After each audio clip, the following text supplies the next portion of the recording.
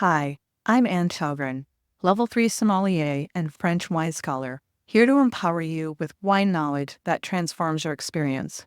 Last week we covered close friends and relatives. Today we're talking about gift ideas for business associates, clients, people you may not know well. Join me for the short.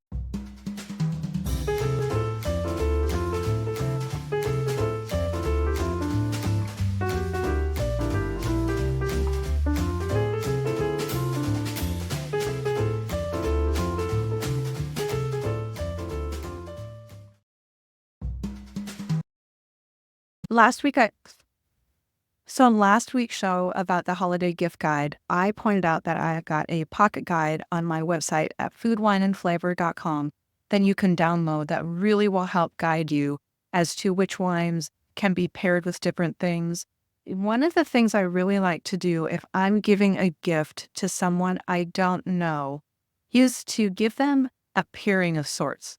Prior to really getting into wine, I had my own artisanal cheeses for about a decade. And so cheese is something that comes very natural for me. And it's part of what brought my entrance into the wine world because they're very similar. For example, I love to do a pinotage. So pinotage is a grape that was created in South Africa. And it's very similar to a Cabernet Sauvignon, but it's got a little bit of a spice to it. And the wine shops, you're going to find it either in the other reds or you're going to find it in the South Africa section.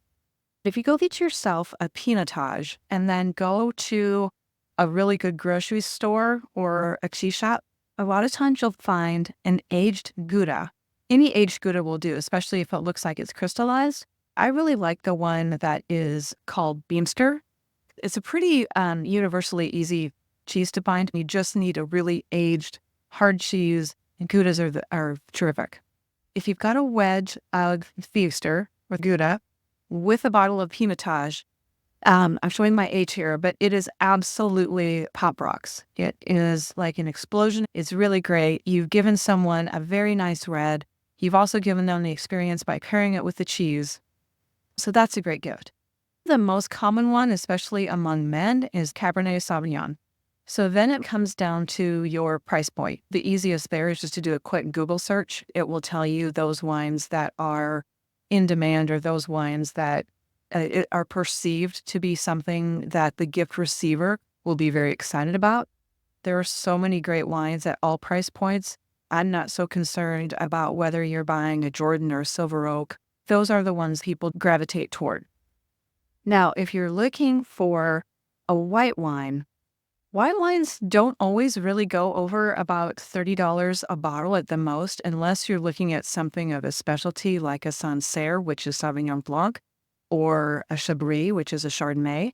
If you watched my Old World and New World wines, you'd know I'm naming places and explaining the grape. Sauvignon Blanc goes beautifully with goat cheese.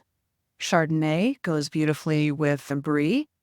Pinot Noir surprisingly goes really well with soft cheeses like a Brie or a Camembert. For people that you don't know as well, it's generally safe to say with the more well-known brand names, things that you know that they'll know that you are really considering them and thinking of them.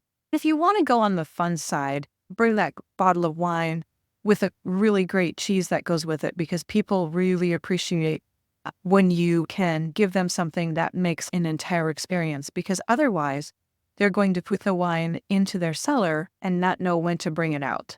But if you give it to them with cheese or a steak, or say you got them a Pommard and you wanted to give them some Wagyu to go with it, then they know exactly what to do with it. And you've now not just given them a bottle of wine, but you've given them an experience.